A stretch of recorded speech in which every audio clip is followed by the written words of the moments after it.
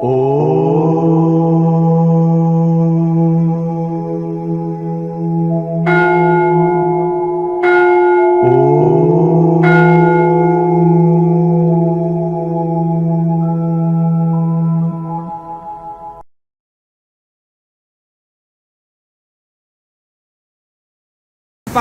కాళీగండకి నది.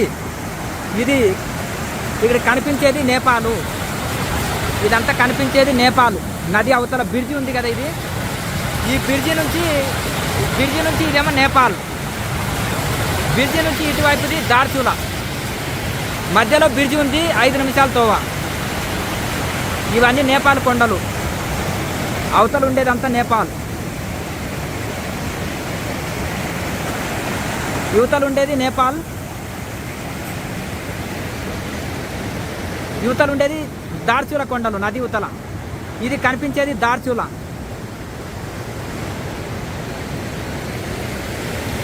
యువతల పక్కది దార్చుల. ఈ మధ్యలో నది మాత్రమే అడ్డు ఉంది, అవతలకి దారితే నేపాల్. ఇది కాళీగండకి నది. ఇది ముక్తినాథ్ వరకు వెళుతుంది. ఇక్కడ ముందుకు వెళ్తే చక్కటి వాతావరణము, చక్కటి వాటర్ ఫాల్స్ ఇవన్నీ ఉంటాయి. ఈ దార్చుల నుంచే మనము ఓం పర్వతు, ఆది కైలాస్కి వెళ్ళడానికి ఇక్కడికి వచ్చినాము. మనము ఢిల్లీ నుంచి ద్వారహాటు నుంచి ఆల్మోరా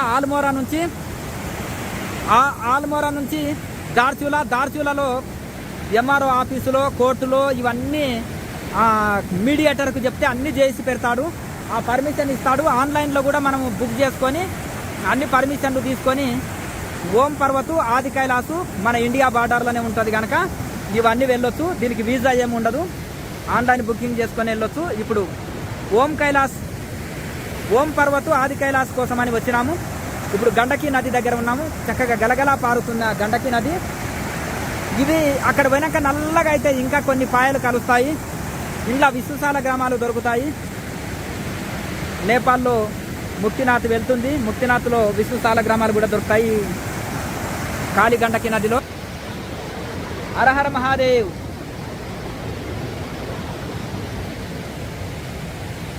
హరహర మహాదేవ్.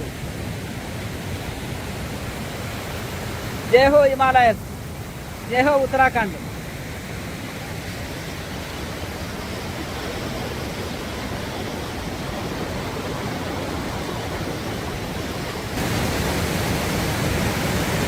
సాయంత్రం సమయంలో చక్కగా ఇలా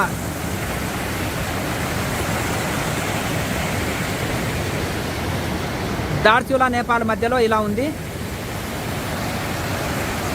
హరహర మహాదేవ్.